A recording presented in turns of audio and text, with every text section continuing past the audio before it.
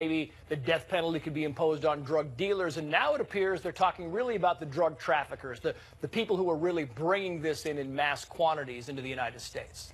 Yeah, this is an interesting thing because the president's rhetoric has not changed at all. What you heard in this speech today is the same thing that we've heard from him in a couple of other speeches. But what White House officials are saying is a bit more scaled back. They are talking about under existing law targeting drug traffickers. Well, under existing law, being a drug trafficker is not a capital offense. You also have to murder someone.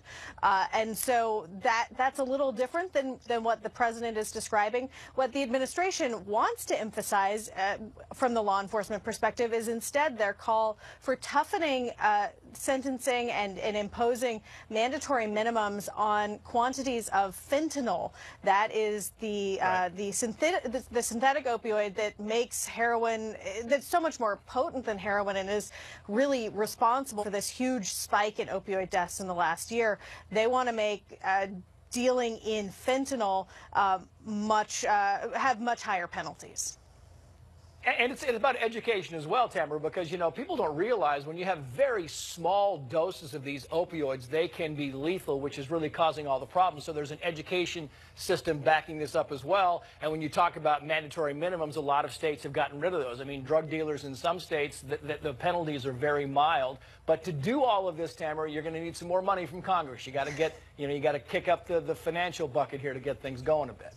Right, and in fact, as part of this agreement that Congress came up with a few weeks ago, that they're still negotiating the specifics of, there is a lot more money in this new spending bill that's coming up for opioid treatment and prevention. And what they're trying to figure out now is exactly how that will be allocated. And it's part of this much larger mix of government funding discussions, but it's definitely part of the mix. And it's part of the mix, too, where he wants to go after, as Rick Leventhal was saying, you know, the drugs coming in from Mexico and the drugs coming in from China. It was kind of surprising to see him wind in the sanctuary cities and the border wall in that, you know, two of his big campaign promises, the opioid and, you know, the border wall. So he's trying to wind all this stuff together. And it's not entirely surprising that he would talk about that. It is potentially also part of the budget discussions that are going on. And so that the president would bring it up it's a very important issue for him. So it's kind of like, of course he brought it up.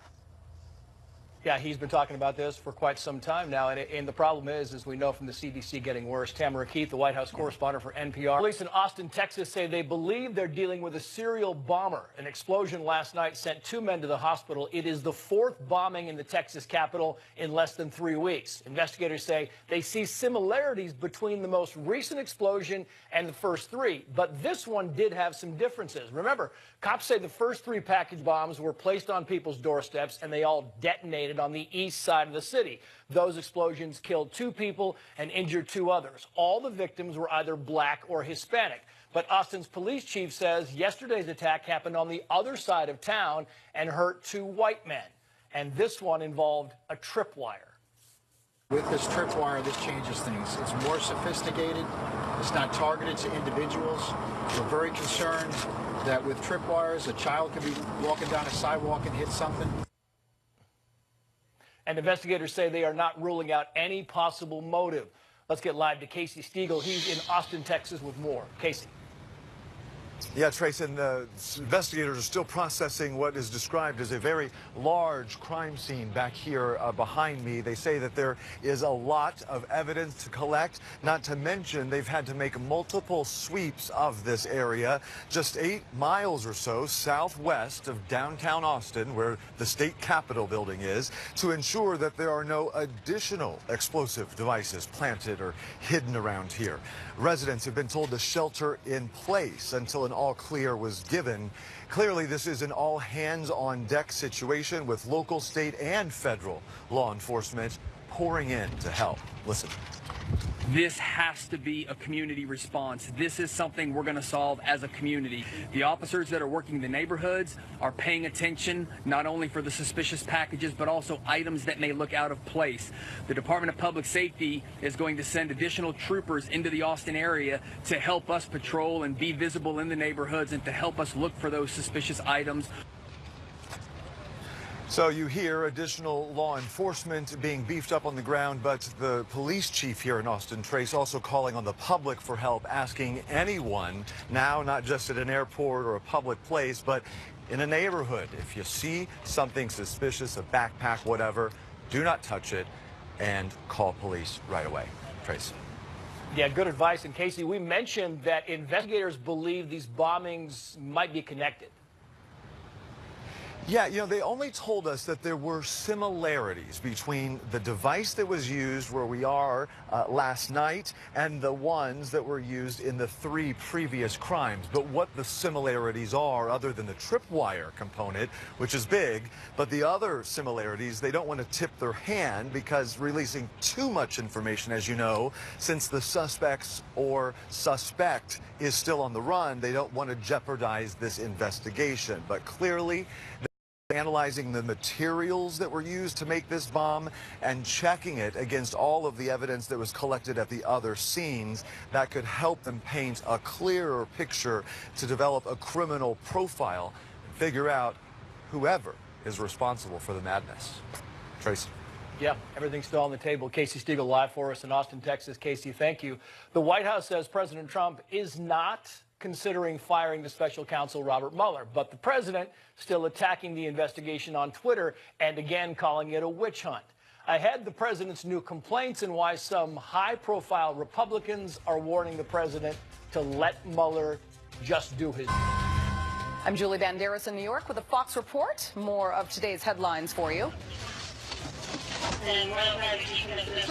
A mobile home explosion caught on camera in Southern California. It happened in Cypress. That's outside Los Angeles.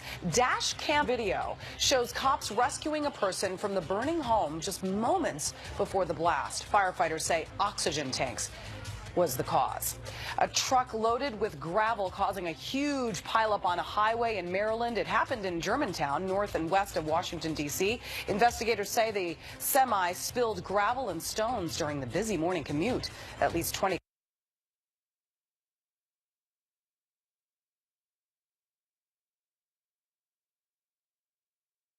cars crashed, shutting down the highway for 2 hours. 2 people seriously hurt.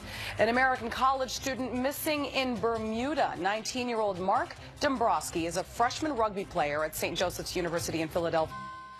While a top White House lawyer insists President Trump is not planning to fire special counsel Robert Mueller. The president slammed Mueller on Twitter over the weekend, saying the Russia investigation should never have been started and claiming Mueller's team is made up of hardened Democrats. The president continued this morning. He tweeted, "A total witch hunt with massive conflicts of interest." Several GOP lawmakers have warned President Trump against firing Mueller. One Republican senator saying it would be the beginning of the end of his presidency. The chief intelligence correspondent, Catherine Herridge, is live for us in Washington. Catherine. Well, thanks, Trace. Republicans and Democrats are warning against shutting down special counsel Robert Mueller and allowing the Russia probe to run its course. Talking to my colleagues all along, it was, once he goes after Mueller, then we'll take action. I think that people see that as a massive red line. We should allow Bob Mueller to complete this investigation, and any effort by the president or by his counsel to stop this investigation needs to be resisted on a bipartisan basis. A criminal referral is pending for the British spy who put the dossier together. His work was really the foundational piece for a surveillance warrant on a member of the Trump campaign. Republicans argue that there really is solid evidence Christopher Steele is unreliable because he lied to the FBI or the Bureau misled the surveillance court. Either one is damaging to that foundational piece, which really drove the Russia intelligence investigation for the Bureau. Trace. And Catherine, we're learning more about the memos former Deputy Director Andrew McCabe wrote. Well, Russia's special counsel, Robert Mueller has memos now from the fired FBI Director James Comey and now his fired deputy, Andrew McCabe. A source close to the former deputy director confirms to Fox he kept notes of his conversations with President Trump, where he often raised McCabe's wife and her unsuccessful 2015 state Senate race. Jill McCabe received more than $600,000 from Democrats, including a longtime Clinton ally and then Virginia Governor Terry McAuliffe. The FBI said the campaign contributions were not a conflict, but critics say it showed bad judgment on McCabe's behalf and his termination for cause undercuts his credibility. Meantime, a senior House Democrat indicates the firing may be justified, but he remains concerned about a pattern where a half dozen of former FBI Director James Comey's closest associates, including General Counsel James Baker and former Chief of Staff James Rybicki, have been fired, retired, reassigned, or demoted.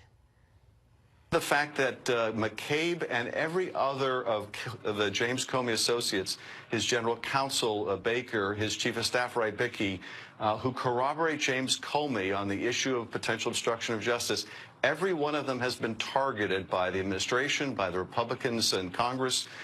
And is this because they corroborate James Comey? That's a question we also have to answer. Over the weekend and today on Twitter, at least 3 Democrats have floated job offers for McCabe to help him get that extra government time towards making his pension whole again, Trace.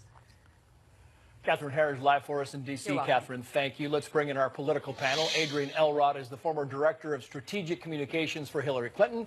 Brad Blakeman is a Republican strategist and former advisor to President George W. Bush. Good to see you both. Brad, I want to get back to McCabe in a little bit, but I want to start with the Mueller stuff here. Are you surprised that the president, I mean, he's always said that this collusion investigation is a witch hunt, but are you surprised, Brad, that he's now going directly after Mueller in these tweets? No, I think he's expressing frustration. I don't think you can take that frustration to mean that he's, imminently going to fire Mueller. Mueller has to be fired, obviously, for cause, and it would be very premature at this point to do that. But I think the president, rightfully so, is venting his frustration at an FBI that is totally out of control. When you have senior management of the FBI either being fired, reassigned, taking early retirement, or the number 2 who was fired for cause, lying to an FBI investigator. We can't have this kind of leadership, quote unquote, in the FBI. So the president, I think, if anything, is disappointed, frustrated. That's what you're seeing. I don't think Mueller is in any danger today of being fired. And Adrian, when Brad talks about frustration, a lot of it has to do with the fact that, look, a lot of his team were saying, oh, this thing's going to be over by Thanksgiving, oh, maybe Christmas, early in 2018 at the latest. Well, now we're looking at April. We're pushing towards April, and now Mueller's going after documents about his businesses. So when you talk about the frustration level, the president has got to be frustrated by this whole thing. Well, look, sure, but if you're frustrated, take it out on your staff. Express your frustrations with your team. Don't do it on Twitter, especially when you are in large part the subject of the investigation. Look, first of all, we all know this. There is no way that Trump's team knows when the investigation is going to actually conclude by Mueller, because he's conducting a very private investigation.